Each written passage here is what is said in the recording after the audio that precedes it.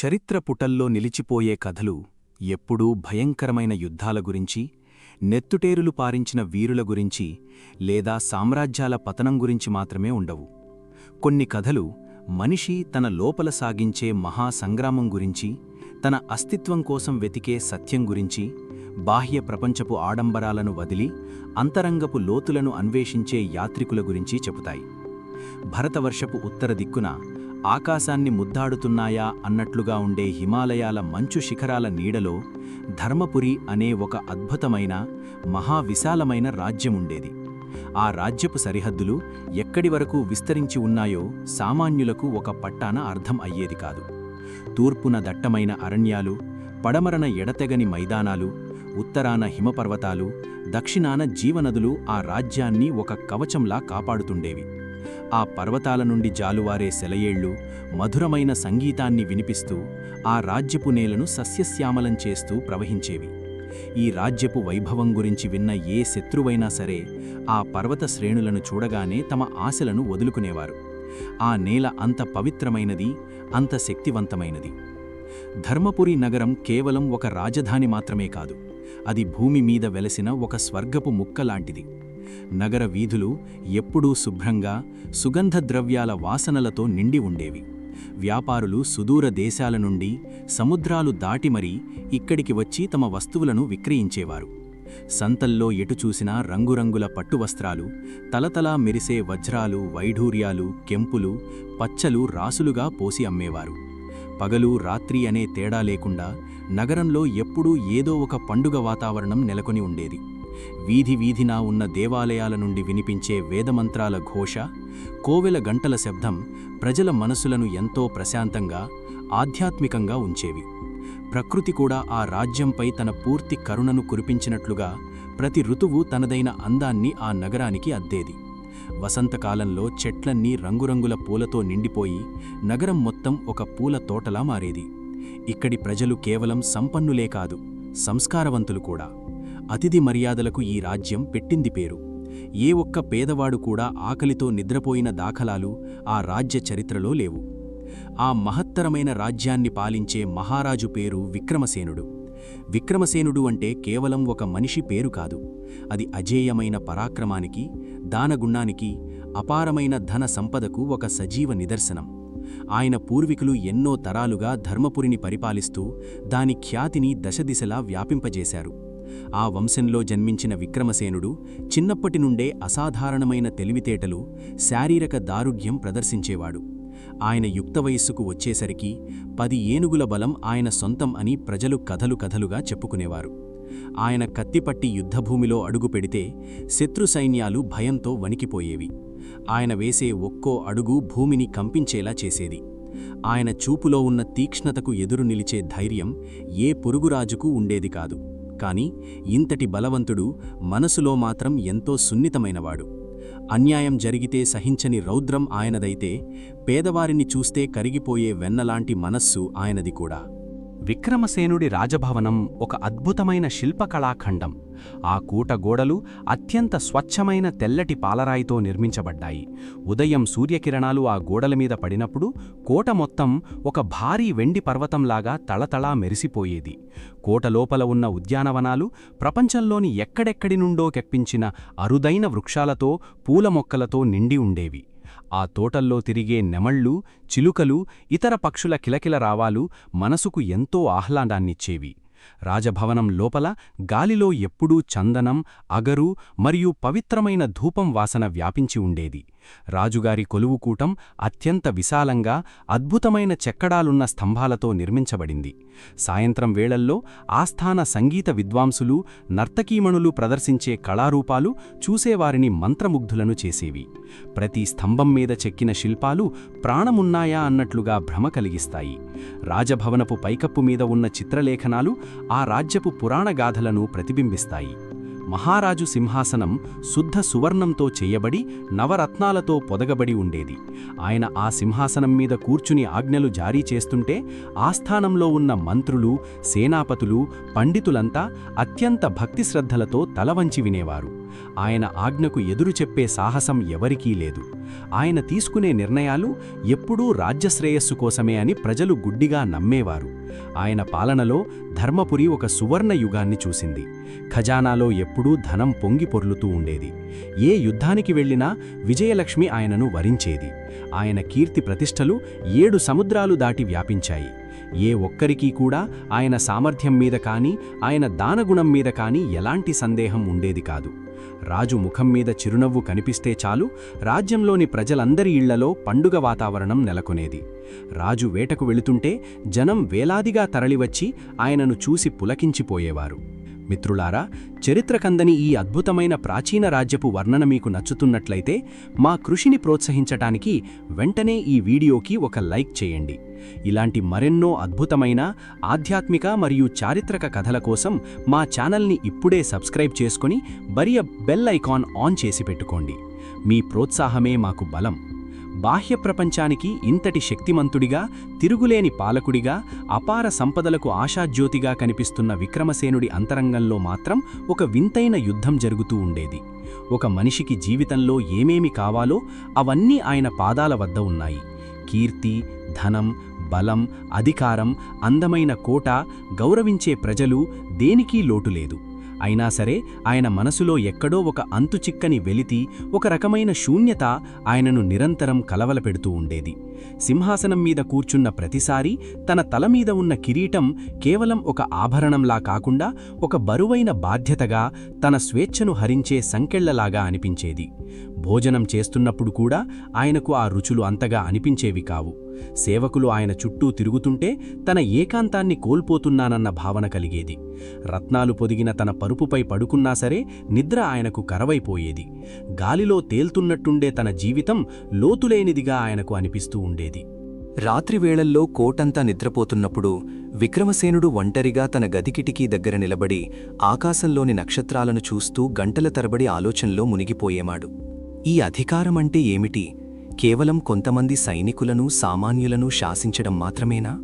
ఈ భూమి నాది, ఈ మనుషులు నావాళ్లు అని గర్వపడటం వెనుక ఉన్న అసలైన అర్థమేమిటి? జీవితాంతం ఇలా ఆదేశాలిస్తూ, యుద్ధాలు చేస్తూ సంపదలు కూడబెట్టడమేనా ఒక పాలకుడి అంతిమ లక్ష్యం? లేక ఇంతకు మించిన పరమార్థమేమైనా ఉందా? మరణం తర్వాత ఈ బంగారు కిరీటం, ఈ పట్టు వస్త్రాలు నాతో వస్తాయా? నేను లేకపోయినా ఈ ప్రపంచం ఇలాగే నడుస్తుంది కదా, మరి నా అస్తిత్వానికి అసలైన విలువేమిటి? ఇలాంటి వేల ప్రశ్నలు ఆయన మెదడును తొలిచేవి. తనకు తెలియకుండానే ఆయన వేదాంతం వైపు అడుగులు వేస్తున్నాడని ఆయన చుట్టూ ఉండేవారికి అర్థం కాలేదు. వారికి ఆయన కేవలం ఒక గొప్ప పాలకుడు మాత్రమే. కాని విక్రమసేనుడు తన ఆత్మతో సంభాషిస్తున్నాడు. ఎంతమంది పండితులను పిలిచి చర్చించినా, ఎన్ని ధర్మగ్రంథాలు చదివినా ఆయన మనసులోని అశాంతికి సరైన సమాధానం దొరకలేదు. పండితులు చెప్పేదంతా గ్రంథాలలోని విజ్ఞానమే తప్ప అనుభవపూర్వకమైన సత్యం కాదని ఆయనకు స్పష్టంగా అర్థమైపోయింది. ఆ రాజభవనపు విలాసాలు, ఆ సంగీత నృత్యాలు, ఆ పొగడ్తలు ఆయనకు ఎంతో విసుగు తెప్పించేవి. తన చుట్టూ ఉన్న ప్రపంచమంతా ఒక పెద్ద నాటక రంగంలాగా, అందులో అందరూ తమ తమ పాత్రలు పోషిస్తున్నట్లుగా ఆయనకు అనిపించేది. ఆ బాహ్య సౌందర్యం వెనుక దాగి ఉన్న అసలైన సత్యాన్ని అన్వేషించాలన్న తపన ఆయనలో రోజురోజుకు బలపడసాగింది. ఈ లోకం కేవలం కంటికి కనిపించేది మాత్రమేనా, లేక మనిషి ఊహకు అందని రహస్యాలేవైనా దాగి ఉన్నాయా అన్న అనుమానం ఆయనను వెంటాడేది. ఒకనాడు వర్షాకాలపు సాయంత్రం ఆకాశం హఠాత్తుగా నల్లటి మేఘాలతో నిండిపోయింది. భయంకరమైన ఉరుములు, మెరుపులు ధర్మపురిని చుట్టుముట్టాయి. పెద్ద ఎత్తున గాలులు వీస్తూ ప్రకృతి ఏదో మహాప్రళయానికి సన్నాహాలు చేస్తున్నట్లుగా భయానక వాతావరణం నెలకొంది. విక్రమసేనుడు ఆ రోజు తన మనస్సులోని అశాంతిని, ఆందోళనను భరించలేకపోయాడు. ఆ 4 గోడల మధ్య తన ఊపిరి ఆగిపోతున్నట్లుగా అనిపించింది. ఎవరికీ ఏమీ చెప్పకుండా తన రాజవస్త్రాలను తీసివేసి ఒక సాధారణ ప్రయాణికుడి వేషం ధరించాడు. తన అత్యంత వేగవంతమైన గుర్రాన్ని తీసుకుని కోట వెనుక ద్వారం గుండా అడవివైపు ఏకాకిగా బయలుదేరాడు. ఆ వర్షం ఆయన శరీరానికి తగులుతుంటే ఒక రకమైన స్వేచ్ఛను అనుభవించాడు. గుర్రం వేగంగా పరిగెడుతుంటే తన బాధ్యతలన్నీ వెనకపడిపోతున్నట్లుగా ఆయన భావించాడు. ఆ చీకటి అడవిలోకి ఆయన ప్రయాణం సాగింది. అడవిలోకి అడుగుపెట్టిన విక్రమసేనుడికి ప్రకృతి తన ఉగ్రరూపాన్ని చూపిస్తోంది. ఆకాశం నుండి కురుస్తున్న వర్షం కేవలం నీటిధారలా కాకుండా ఆకాశానికి చిల్లుపడిందా అన్నట్లుగా విరుచుకుపడుతోంది. గాలి వేగం ఎంతగా ఉందంటే 100 ఏళ్ల నాటి భారీ వృక్షాలు కూడా వేళ్లతో సహా పెకలించుకుని పడిపోతున్నాయి. మెరుపులు మెరిసినప్పుడల్లా ఆ చీకటి అడవి క్షణకాలం పాటు తెల్లగా కనిపిస్తూ మరుక్షణమే భయంకరమైన గాఢాంధకారంలో మునిగిపోతోంది. ఆ మెరుపుల కాంతిలో చెట్ల నీడలు దయ్యాల ఆకృతుల్లా కనిపిస్తూ భయాన్ని కలిగిస్తున్నాయి. గుర్రం అడుగులు వేయడానికి తడబడుతోంది. బురదలో కూరుకుపోతున్న ఆ మూగజీవం ఆందోళనతో సకిలిస్తోంది. కాని రాజు వెనక్కి తగ్గలేదు. ఆయన మనస్సులో రగులుతున్న ప్రశ్నల సెగ ఆ బయట కురుస్తున్న చల్లటి వర్షం కంటే తీవ్రంగా ఉంది. ఆయనకు కావాల్సింది సౌకర్యం కాదు, తన లోపల ఉన్న గందరగోళానికి ఒక ముగింపు. అడవిలోని గాఢాంధకారం విక్రమసేనుడిని చుట్టుముట్టింది. గుర్రం అదుపు తప్పుతుండటంతో ఆయన ఒక భారీ వృక్షానికి తన అశ్వాన్ని కట్టివేసి కాలినడకన ముందుకు సాగాడు. రాజభవనపు మెత్తకి తివాచీల మీద నడిచే ఆ పాదాలకు ఇప్పుడు ముళ్ళు, రాళ్ళు గుచ్చుకుంటున్నాయి. చలికి శరీరం వణుకుతోంది. కాని ఆ శారీరక బాధ ఆయన మనోవేదన ముందు చాలా చిన్నదిగా అనిపించింది.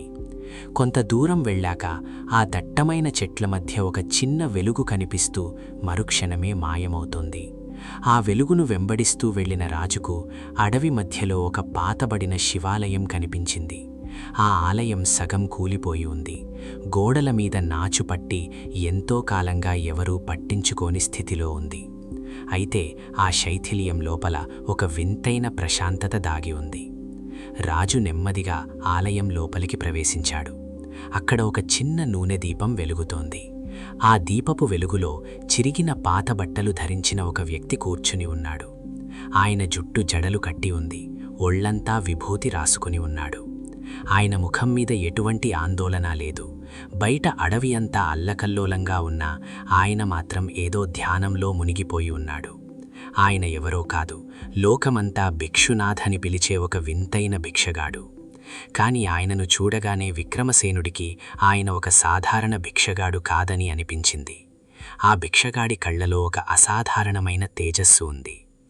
రాజు లోపలికి రావడం చూసి కూడా ఆయన కళ్ళు తెరవలేదు, కనీసం కదలలేదు.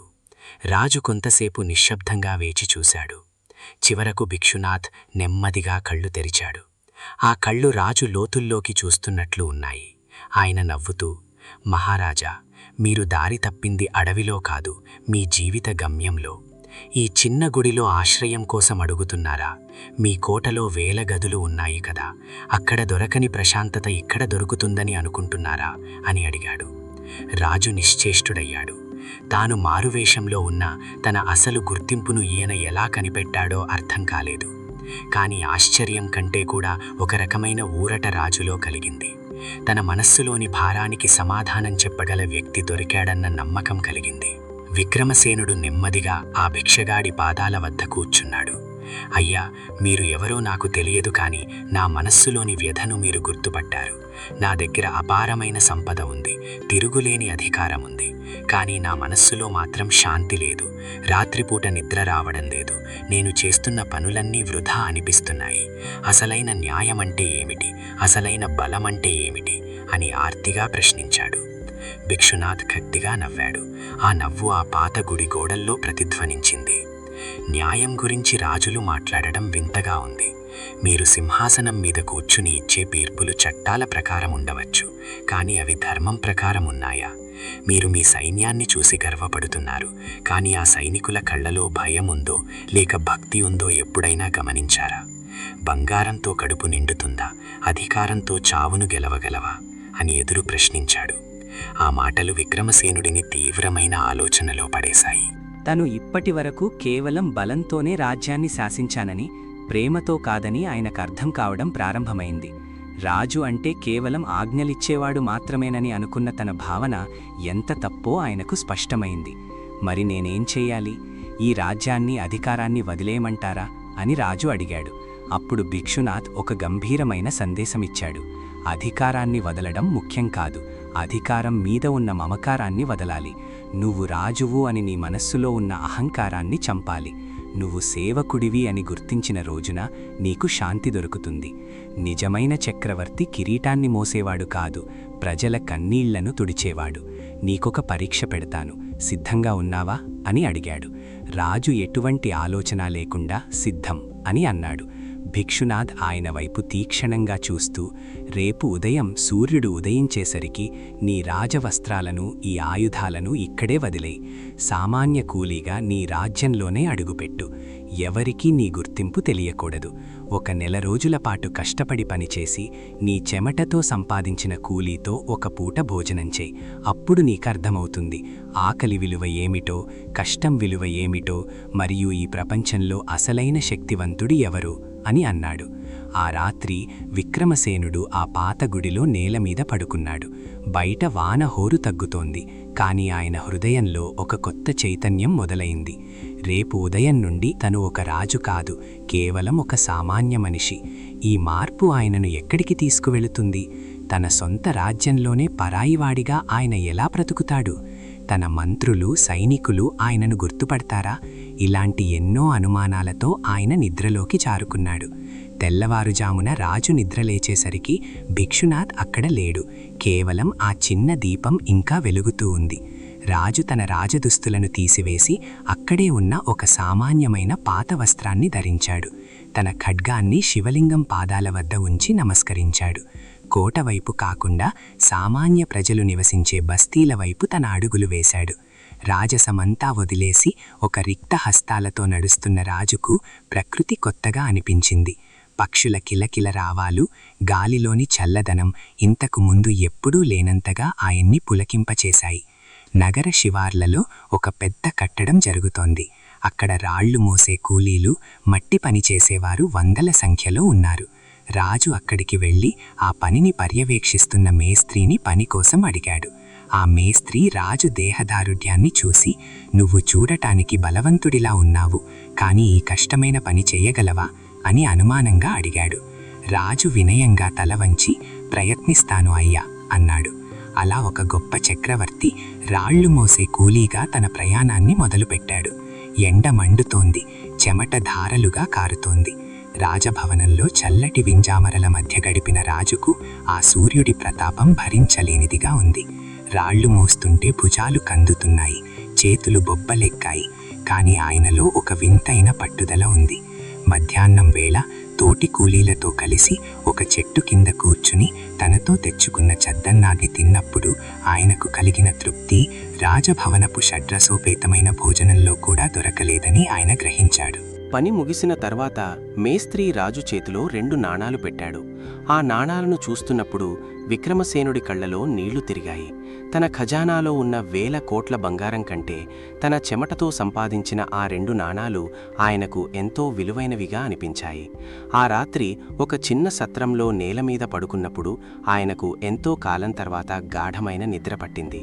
తన మీద ఎటువంటి బరువు లేదు, ఎవరికీ సమాధానం చెప్పాల్సిన అవసరం లేదు. కేవలం ఒక మనిషిగా తన ఉనికిని ఆయన ఆస్వాదిస్తున్నాడు. అలా రోజులు గడుస్తున్నాయి. రాజు తన ప్రజల మధ్య ఒకడిగా ఉంటూ వారు పడే కష్టాలను, వారి చిన్న చిన్న ఆనందాలను దగ్గర నుండి గమనిస్తున్నాడు. అధికారులు ప్రజలను ఎలా వేధిస్తున్నారో, లంచగొండితనం ఎలా రాజ్యమేలుతోందో ఆయనకు కళ్లకు కట్టినట్లు కనిపిస్తోంది. తను సింహాసనం మీద కూర్చుని విన్నవన్నీ పచ్చి అబద్ధాలని, క్షేత్రస్థాయిలో పరిస్థితి చాలా దారుణంగా ఉందని ఆయనకు అర్థమైంది. ఒకరోజు పని ముగించుకుని వస్తుండగా ఒక ముసలి అవ్వ ఆకలితో రోడ్డు పక్కన పడి ఉండటం రాజు చూశాడు. తన దగ్గర ఉన్న 2 నాణాలతో ఆహారం కొని ఆమెకు తినిపించాడు. ఆమె ఆకలి తీరిన తర్వాత రాజును దీవించినప్పుడు ఆ దీవెనలో ఉన్న బలం తన సైన్యం ఇచ్చే గౌరవ వందనం కంటే గొప్పదని ఆయనకు అనిపించింది. సేవ అంటే ఏమిటో, మానవత్వం అంటే ఏమిటో ఆయనకు అనుభవపూర్వకంగా తెలుస్తోంది. తన అహంకారం రోజురోజుకు కరిగిపోతోంది. భిక్షునాథ్ చెప్పిన మాటలు అక్షర సత్యాలని ఆయనకు ఇప్పుడు స్పష్టంగా కనిపిస్తోంది. రాజ్యంలో జరుగుతున్న అన్యాయాలను చూసి ఆయన రక్తం మరిగిపోతున్నా తన గుర్తింపు బయటపడకుండా నిగ్రహించుకుంటున్నాడు. సమయం వచ్చినప్పుడు వీటన్నింటినీ సరిదిద్దాలని ఆయన సంకల్పించుకున్నాడు. ఆ నెల రోజుల ప్రయాణం విక్రమసేనుడిని ఒక మహామనిషిగా తీర్చిదిద్దుతోంది. విక్రమసేనుడు కూలీగా మారిన 10 రోజులు గడిచాయి. ఈ 10 రోజుల్లో ఆయన శరీరం ఎంతో మార్పుకు గురైంది. రాజభవనపు చందన లేపనాలతో మెరిసే ఆయన దేహం ఇప్పుడు ఎండకు మాడి నల్లగా మారింది. చేతుల నిండా కాయలు కాసాయి, కాళ్లకు పగుళ్ళిచ్చాయి. కానీ విచిత్రమేమిటంటే ఆయన ముఖంలో మునుపెన్నడూ లేని ఒక ప్రశాంతత చోటు చేసుకుంది. గతంలో సింహాసనం మీద ఉన్నప్పుడు వేలమంది సేవకులు చుట్టూ ఉన్నా అనుభవించని స్వేచ్ఛను ఇప్పుడు అనుభవిస్తున్నాడు. ఆకలి వేసినప్పుడు తినే రొట్టె ముక్కలో ఉన్న రుచి, దాహం వేసినప్పుడు త్రాగే మంచినీటిలో ఉన్న అమృతం ఆయనకు కొత్త లోకాన్ని పరిచయం చేశాయి. ఒకనాడు మధ్యాహ్నం ఎండ తీవ్రంగా ఉన్న సమయంలో విక్రమసేనుడు ఒక భారీ రాయిని మోస్తూ భవన నిర్మాణ స్థలం వైపు వెళ్తున్నాడు. సరిగ్గా అదే సమయంలో రాజమార్గం గుండా ఆయన ప్రధానమంత్రి మరియు సేనాధిపతి రథం మీద వెళ్తున్నారు.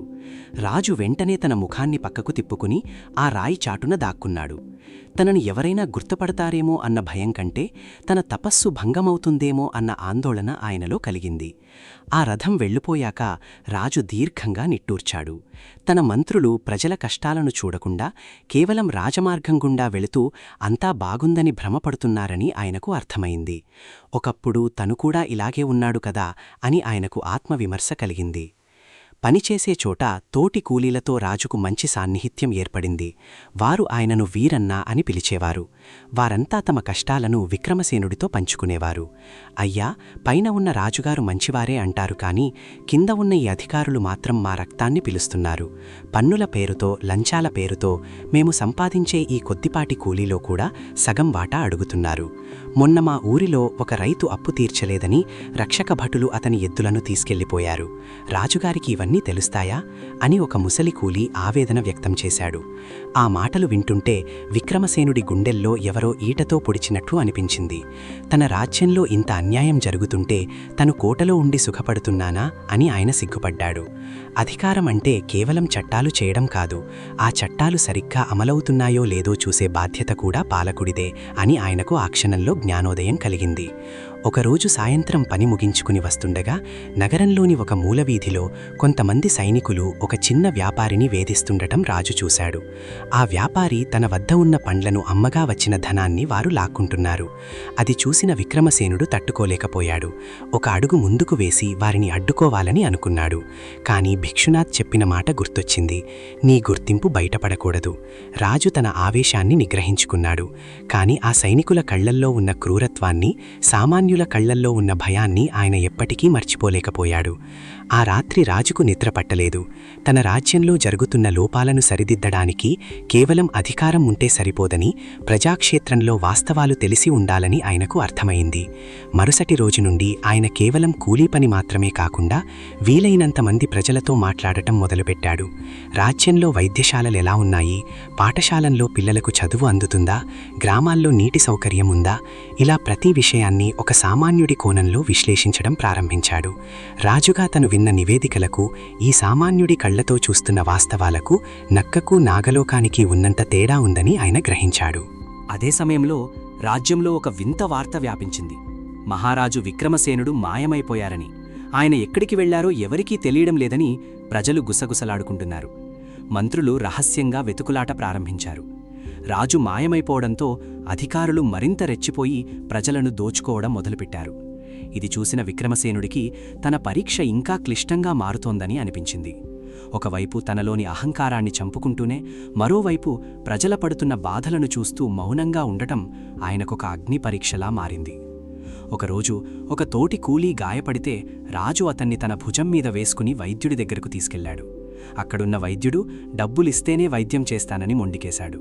తన దగ్గర ఉన్న ఆ రోజు కూలీ డబ్బులన్నీ రాజు ఆ వైద్యుడి పాదాల వద్ద పోశాడు.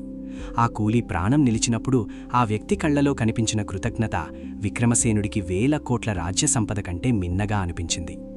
త్యాగమంటే ఏమిటో ఇప్పుడు నాకు అర్థమవుతోంది భిక్షునాథ్ అని ఆయన మనస్సులోనే అనుకున్నాడు.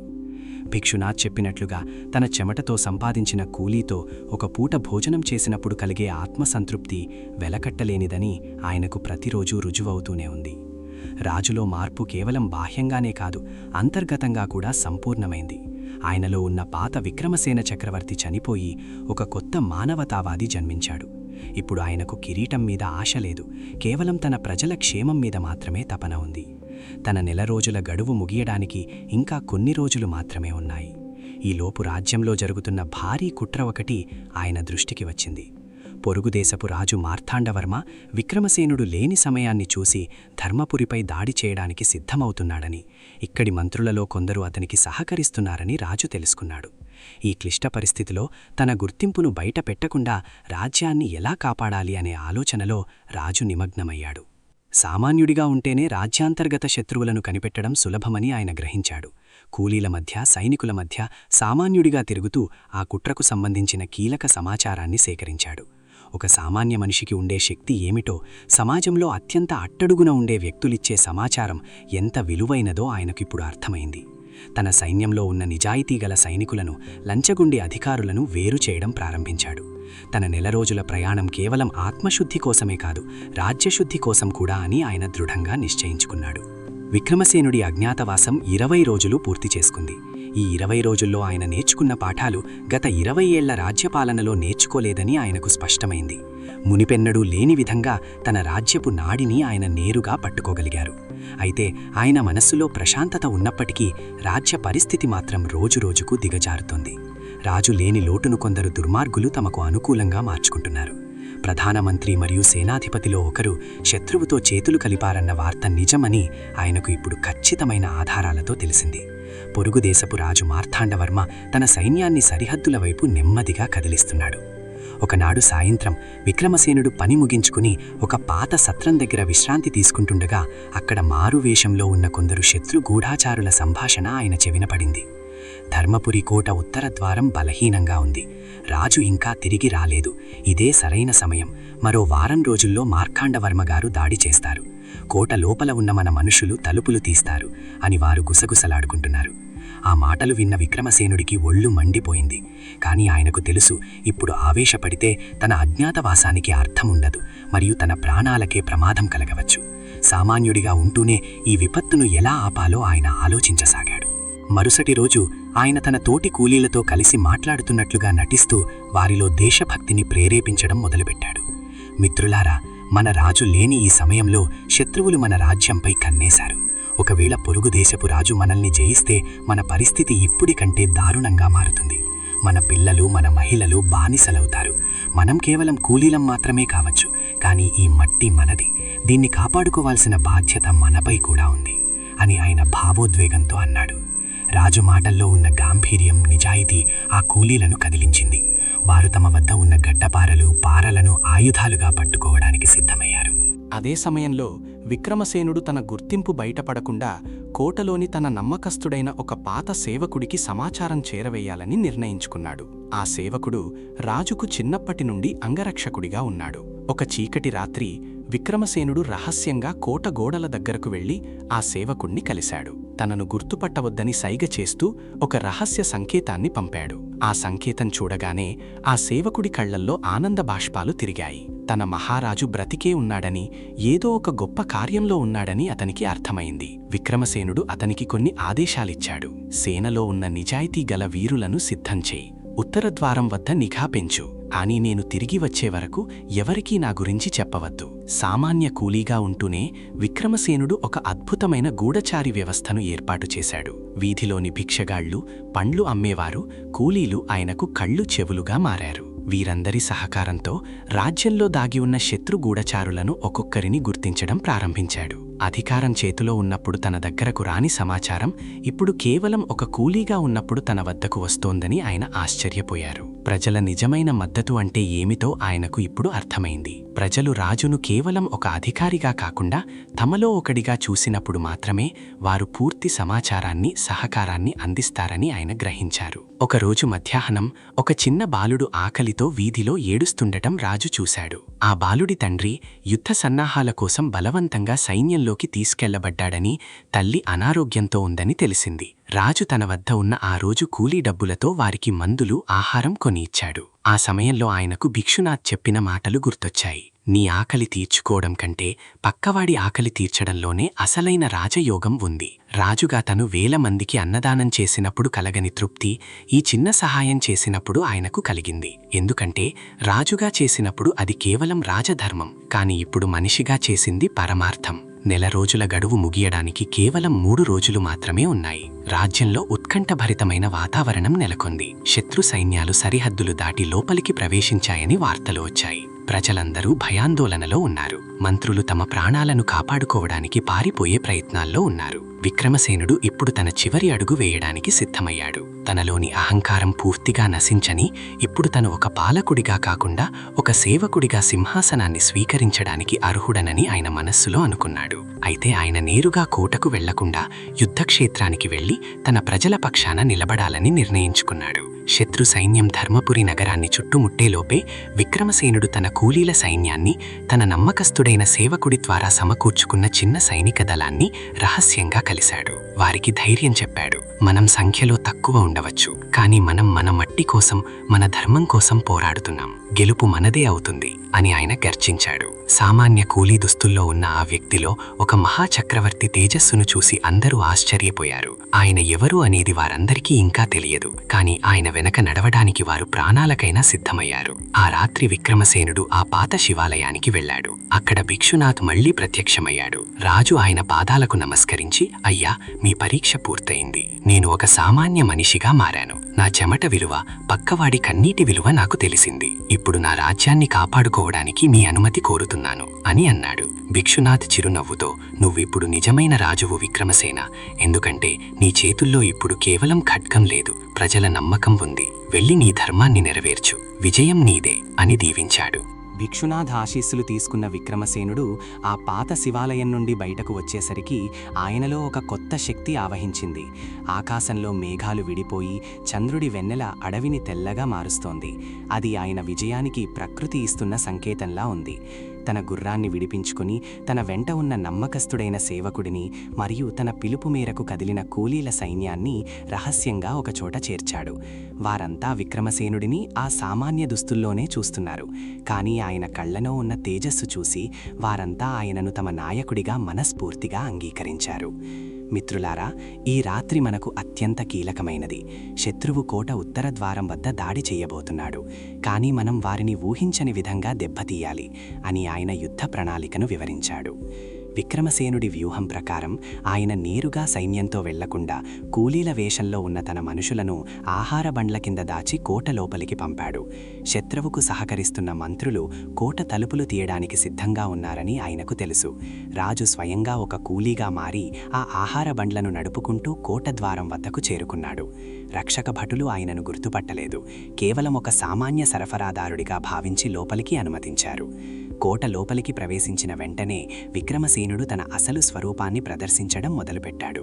తన రహస్య సంకేతం వినగానే బండ్ల లోపల దాగి ఉన్న వీరులు బయటకు వచ్చి కోట రక్షణ బాధ్యతలను స్వీకరించారు. సరిగ్గా అదే సమయంలో పొరుగు దేశపు రాజు మార్తాండవర్మ తన భారీ సైన్యంతో కోట ఉత్తర ద్వారం వద్దకు చేరుకున్నాడు. కోట తలుపులు లోపల నుండి తెరుచుకుంటాయని ఆయన ఆశగా ఎదురుచూస్తున్నాడు. కానీ అక్కడ ఆయనకు ఎదురైంది ఒక ఊహించని దృశ్యం. కోట పైనుండి బాణాలు, రాళ్లు వర్షంలా కురుస్తున్నాయి. శత్రువుకు సహకరిస్తున్న ద్రోహి అయిన మంత్రిని విక్రమసేనుడు అప్పటికే పట్టుకుని బంధించాడు. తనను చంపవద్దని వేడుకుంటున్న ఆ మంత్రిని చూసి రాజు అసహ్యించుకున్నాడు. నీ స్వార్థం కోసం రాజ్యాన్ని అమ్మేస్తావా? నీలాంటి వారి వల్లే ప్రజలు కష్టాలు పడుతున్నారు అని గర్జిస్తూ అతన్ని కారాగారానికి పంపాడు.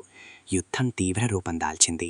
విక్రమసేనుడు తన సామాన్య దుస్తులను తీసివేసి తన పాత కవచాన్ని ధరించకుండానే కేవలం ఒక సాధారణ ఖడ్గాన్ని పట్టుకుని యుద్ధరంగంలోకి దూకాడు. ఆయన పరాక్రమం చూసి శత్రు సైన్యం నిశ్చేష్టులయ్యారు. ఒక్కో దెబ్బకు పదుల సంఖ్యలో శత్రువులు నీలకూలుతున్నారు. విక్రమసేనుడి వెంట ఉన్న కూలీలు కూడా ప్రాణాలకు తెగించి పోరాడుతున్నారు. వారికి తెలుసు, తమ ముందు పోరాడుతున్నది సాక్షాత్తు తమ మహారాజు అని. ఆ విషయం రాజ్యంలో దావాగ్నిలా వ్యాపించింది. మన రాజు తిరిగి వచ్చాడు, ఆయన మన కోసం పోరాడుతున్నాడు అన్న వార్త వినగానే భయంతో దాక్కున్న సామాన్య ప్రజలు కూడా కర్రలు, గడ్డపారలు పట్టుకుని వీధుల్లోకి వచ్చారు. ఒక రాజు తన ప్రజల కోసం నేరుగా మట్టిలో కలిసి పోరాడుతుంటే ఆ సైన్యానికి ఉండే బలం సామాన్యమైనది కాదు. మార్తాండవర్మ తన సైన్యం వెనక్కి తగ్గుతుండటం చూసి ఆశ్చర్యపోయాడు. ఒక చిన్న కూలీల గుంపున ఆ సైన్యాన్ని ఎలా అడ్డుకోగలదు అని ఆయన గర్జించాడు. కానీ ఆయనకు తెలియని విషయం ఏమిటంటే అక్కడ పోరాడుతున్నది కేవలం సైనికులు కాదు, ఒక ఆశయం కోసం కదిలిన ప్రజా సైన్యం. విక్రమసేనుడు నేరుగా మార్తాండవర్మ ఉన్న చోటికి చేరుకున్నాడు. ఇద్దరు రాజుల మధ్య భీకరమైన పోరు మొదలైంది. విక్రమసేనుడి కత్తి దెబ్బలకు మార్తాండవర్మ ఆయుధం ముక్కలైంది. ఆయనను చంపే అవకాశమున్నా విక్రమసేనుడు తన కత్తిని వెనక్కి తీసుకున్నాడు. మార్తాండవర్మ, నిన్ను చంపడం నాకు క్షణకాలపు పని, కానీ నేనిప్పుడు ఒక యోధుడిని మాత్రమే కాదు, ఒక సేవకుడిని కూడా. యుద్ధం వల్ల కలిగే నష్టమేమిటో నేను ఈ నెల రోజుల్లో స్వయంగా చూశాను. నీ ఆశ కోసం వేలాది మంది తల్లులకు పుత్ర శోకాన్ని మిగిల్చవద్దు. నీ సైన్యాన్ని తీసుకుని వెనక్కి వెళ్ళు. శాంతిని కోరుకో లేదా మరణాన్ని ఆహ్వానించు అని విక్రమసేనుడు గంభీరంగా అన్నాడు. విక్రమసేనుడి కళ్లలో ఉన్న ఆ కరుణ, ఆ స్థిరత్వం చూసి మార్తాండవర్మ తల వంచాడు.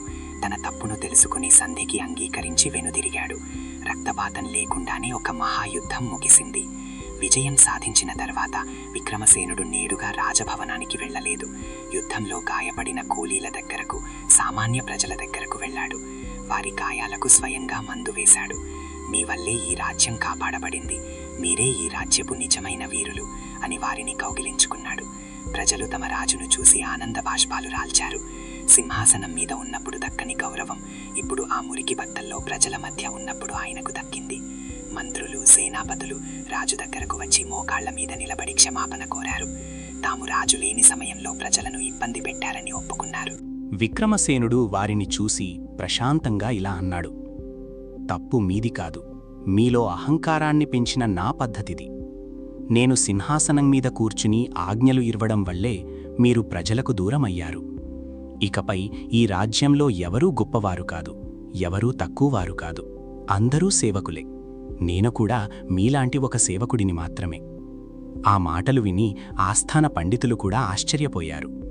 ఒక మామూలు భిక్షగాడు పెట్టిన పరీక్ష ఒక మహాచక్రవర్తిని ఎలా మార్చివేసిందో వారికి అర్థమైంది. విక్రమసేనుడు ఇప్పుడు నిజమైన జ్ఞానశిఖరం అధిరోహించాడు. ఆ రోజు రాత్రి రాజ్యంలో పెద్ద ఉత్సవం జరిగింది.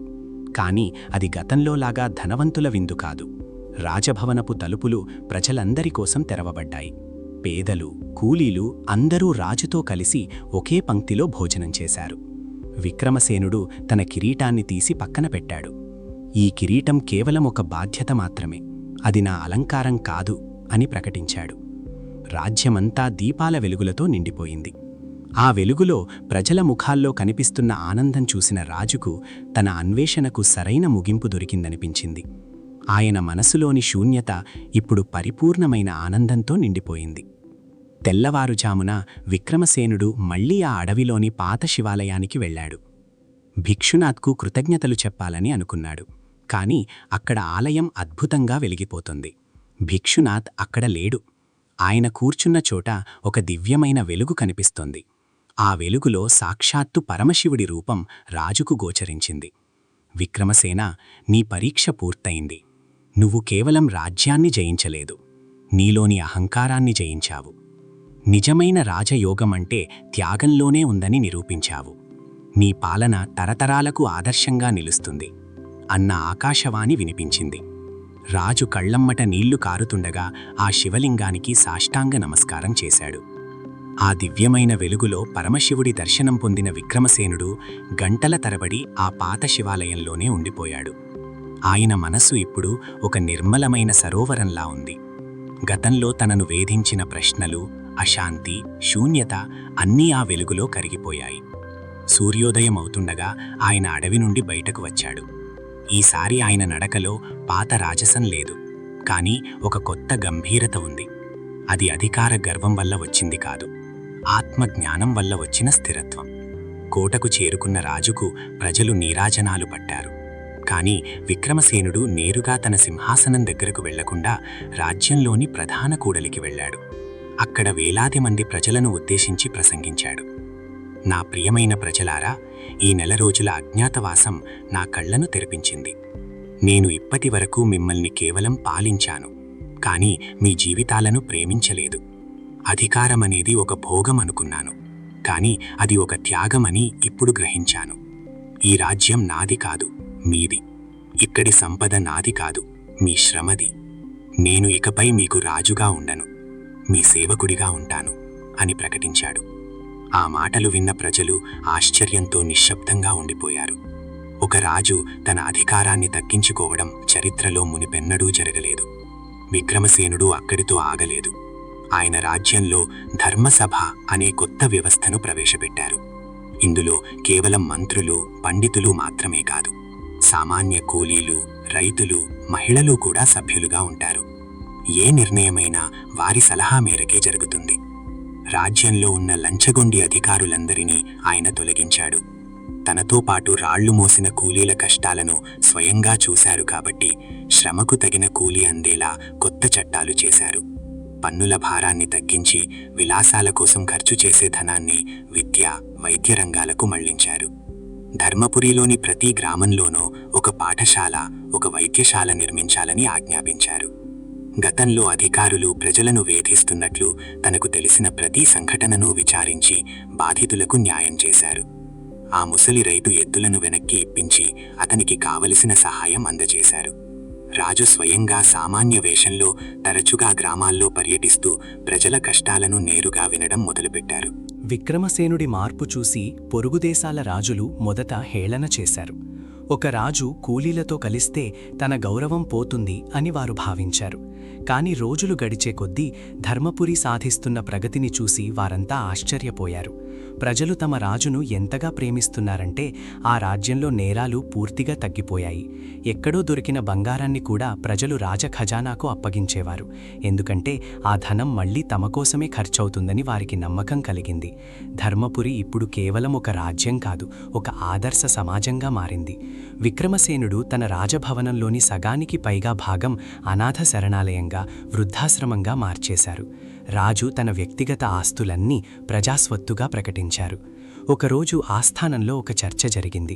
మహారాజా, మీరు ఇంతగా తగ్గిపోతే శత్రువులు మళ్లీ దాడి చేసే అవకాశం ఉందేమో అని ఒక మంత్రి అడిగాడు. దానికి విక్రమసేనుడు ప్రశాంతంగా సమాధానమిచ్చాడు. మిత్రమా, నా సైన్యంలో ఉన్న కత్తుల కంటే నా ప్రజల హృదయాల్లో ఉన్న ప్రేమే నాకు పెద్ద రక్షణ. మార్తాండవర్మ దాడి చేసినప్పుడు కేవలం సైనికులు పోరాడలేదు, ప్రజలందరూ ఏకమయ్యారు. ఆ ఐక్యత ఉన్న చోట ఏ శత్రువు గెలవలేడు. భయం మీద నిర్మించిన రాజ్యం కూలిపోవచ్చు, కాని ప్రేమ మీద నిర్మించిన రాజ్యం శాశ్వతంగా ఉంటుంది.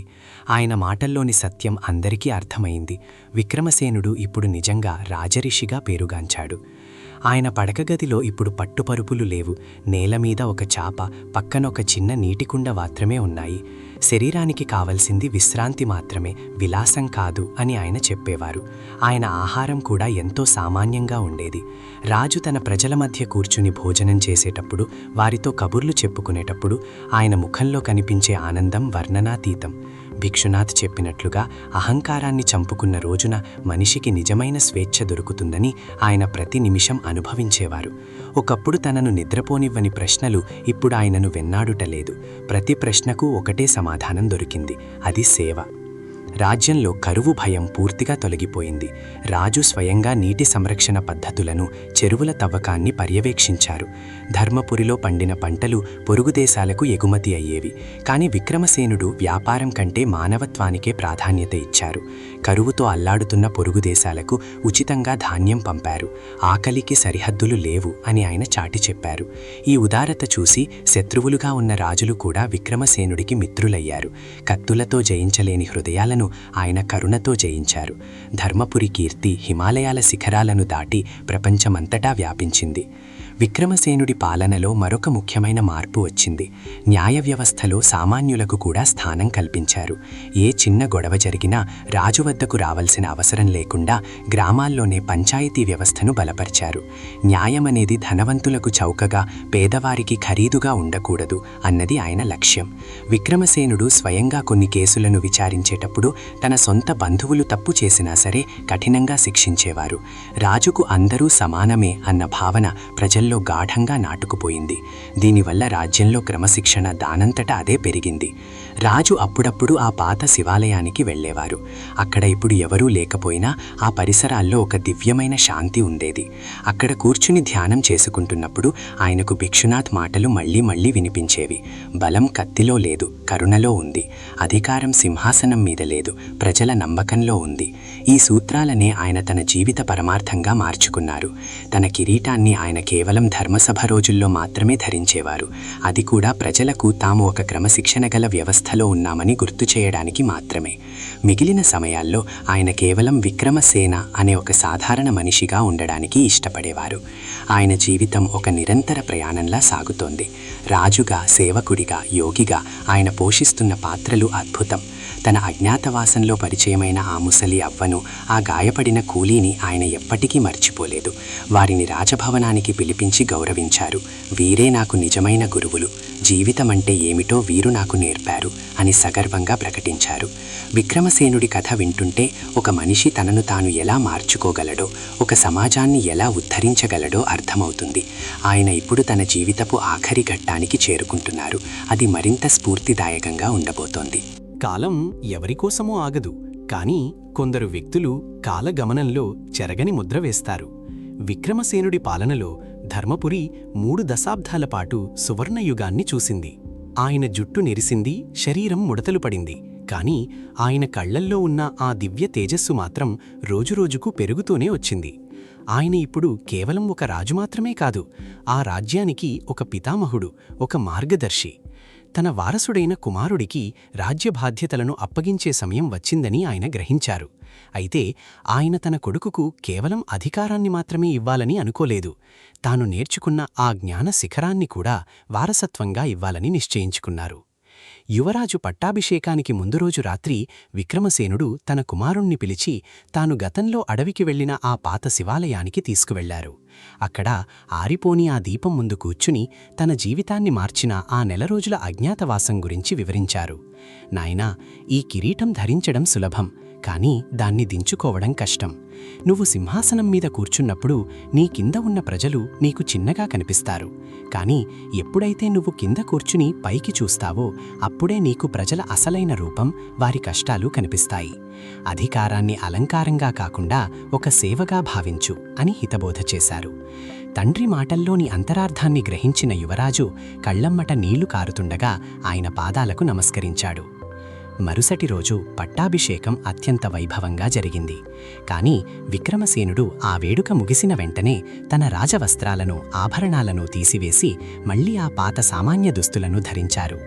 ప్రజలందరూ ఆశ్చర్యపోయారు.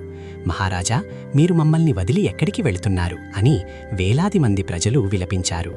విక్రమసేనుడు చిరునవ్వుతో ఇలా అన్నారు, నేను మిమ్మల్ని వదిలి వెళ్లడం లేదు. ఒక రాజుగా నా బాధ్యత ముగిసింది. ఇప్పుడు ఒక మనిషిగా నా ప్రయాణం మొదలవుతోంది. నేను మీ మధ్యే ఉంటాను, మీలో ఒకడిగా ఉంటాను. ఈ రాజ్యాన్ని నేను మీకు అప్పగిస్తున్నాను. మీరే దీన్ని ధర్మబద్ధంగా కాపాడుకోవాలి. ఆయన మాటలు విన్న ప్రజలకు తమ రాజు ఎంతటి మహోన్నతమైన వ్యక్తిత్వం కలవారో అర్థమైంది.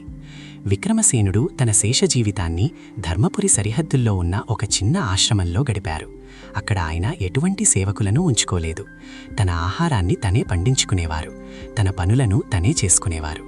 రాజ్యాన్ని సందర్శించడానికి వచ్చే యాత్రికులకు, విద్యార్థులకు ఆయన జీవిత పాఠాలను బోధించేవారు. ఆయన ఆశ్రమం ఒక జ్ఞాన కేంద్రంగా మారింది. ఎక్కడెక్కడి నుంచో రాజులు, మంత్రులు వచ్చి ఆయన సలహాలను తీసుకునేవారు. కాని ఆయన మాత్రం ఎప్పుడూ వినయంగా, నేను కేవలం ఒక సామాన్య సేవకుడిని మాత్రమే అని చెప్పేవారు. ఆయనలో ఉన్న ఆ నిరహంకారం చూసి ప్రపంచం ముక్కున వేలేసుకుంది. ఒక చక్రవర్తి ఇలా సన్యాసిగా మారడంపై మీ అభిప్రాయమేమిటి? ఇది పిచ్చితనమా లేక పరమోన్నత జ్ఞానమా? మీ ఆలోచనలను కామెంట్ చేయండి. ఈ మహోన్నత గాథను అందరికీ చేరవేసేందుకు షేర్ చేయండి. ఒకనాటి సాయంత్రం విక్రమసేనుడు తన ఆశ్రమం ముందు కూర్చుని సూర్యాస్తమయాన్ని చూస్తున్నారు. ఆ సమయంలో ఆయనకు మళ్లీ ఆ పాత గుర్తులు గుర్తొచ్చాయి. ఆ భయంకరమైన వర్షం, ఆ పాత గుడి, ఆ భిక్షునాథ్. ఇప్పుడు ఆయన హృదయం నిండుగా ఉంది. తన జీవితం ధన్యమైందని ఆయనకు అనిపించింది. అప్పుడే మళ్లీ గాలిలో ఒక పరిమళం వ్యాపించింది. విక్రమసేనుడు కళ్ళు తెరిచి చూసేసరికి తన ఎదురుగా మళ్లీ ఆ భిక్షునాథ్ నిలబడి ఉన్నాడు. ఆయన ఇప్పుడొక వృద్ధుడిలా కాకుండా సాక్షాత్తు ఒక దివ్య పురుషుడిలా వెలిగిపోతున్నారు. భిక్షునాథ్ నవ్వుతూ, విక్రమసేన, నువ్వు శిఖరాన్ని చేరుకున్నావు. జ్ఞాన శిఖరం అంటే అధికారం కాదు, అది నీ లోపల ఉన్న అహంకారాన్ని జయించి విశ్వమంతా నీవని భావించడం. నీ ప్రయాణం సఫలమైంది అని అన్నారు. విక్రమసేనుడు చిరునవ్వుతో తన కళ్ళు మూసుకున్నారు. ఆయన ఆత్మ ఆ పరమాత్మలో లీనమైపోయింది. ఆయన శరీరం నిశ్చలంగా మారిపోయింది. ఆ మరుసటి రోజు రాజ్యంలో విషాద ఛాయలు అలముకున్నాయి. కాని ఆ విషాదంలో కూడా ఒక గర్వముంది, తమకు అటువంటి మహోన్నతమైన రాజు దక్కాడని. విక్రమసేనుడి పార్థివ దేహాన్ని రాజలాంఛనాలతో కాకుండా ఆయన కోరుకున్నట్లుగా ఒక సామాన్య మనిషిలాగే దహనం చేశారు. ఆయన చితాభస్మాన్ని ధర్మపురి పొలాల్లో జల్లారు. తద్వారా ఆయన ఎప్పటికీ ఆ మట్టిలో, ఆ ప్రజల గుండెల్లో ఉండిపోతారని భావించారు.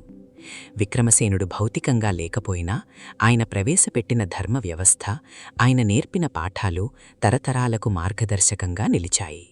ధర్మపురి రాజ్యం 100 ఏళ్లపాటు ఎటువంటి యుద్ధాలు లేకుండా, ఆకలి చావులు లేకుండా ప్రశాంతంగా వెలిగిపోయింది. అక్కడ పుట్టిన ప్రతి బిడ్డ విక్రమసేనుడి కథను వింటూ పెరిగారు. కిరీటం కంటే మానవత్వం గొప్పది అన్న సూత్రం ఆ రాజ్యపు ప్రాణవాయువుగా మారింది. నేటికీ మనం జ్ఞానం గురించి, అధికారం గురించి మాట్లాడుకున్నప్పుడు విక్రమసేనుడి కథ ఒక ఆదర్శంగా నిలుస్తుంది. మిత్రులారా, ఈ 7 భాగాల ప్రయాణం ఇక్కడితో ముగిసింది. విక్రమసేనుడి జీవితం మీకు ఏ సందేశాన్ని ఇచ్చింది? మీ జీవితంలో మీరు ఏ అహంకారాన్ని వదులుకోవాలని అనుకుంటున్నారు? తప్పకుండా కమెంట్ చేయండి. ఇలాంటి లోతైన, స్ఫూర్తిదాయకమైన మరిన్ని కథల కోసం మా ఛానల్ని ఇప్పుడే సబ్స్క్రైబ్ చేసుకోండి. మరియు ఈ వీడియోకి ఒక లైక్ చేయడం మర్చిపోకండి. ఈ కథ సారాంశం ఒక్కటే: మనిషి ఎంత ఎత్తుకు ఎదిగినా తన మూలాలను మర్చిపోకూడదు. అధికారం, సంపద అనేవి తాత్కాలికం. కానీ మనం చేసే సేవ, మనం పంచే ప్రేమ మాత్రమే శాశ్వతం. విక్రమసేనుడు తన జీవితంతో నిరూపించింది అదే. కిరీటాన్ని వదిలేసిన రోజే ఆయన నిజమైన చక్రవర్తి అయ్యారు. అహంకారాన్ని చంపుకున్న రోజే ఆయన మహాత్ముడు అయ్యారు. జ్ఞానశిఖరం అనేది ఎక్కడో పర్వతాల మీద లేదు, అది మన హృదయంలోనే ఉంది. దాన్ని చేరుకోవడానికి కావలసింది అధికారం కాదు, అది కేవలం అర్పణ. లోక సమస్తా సుఖినో భవంతు. శాంతి, శాంతి, శాంతి.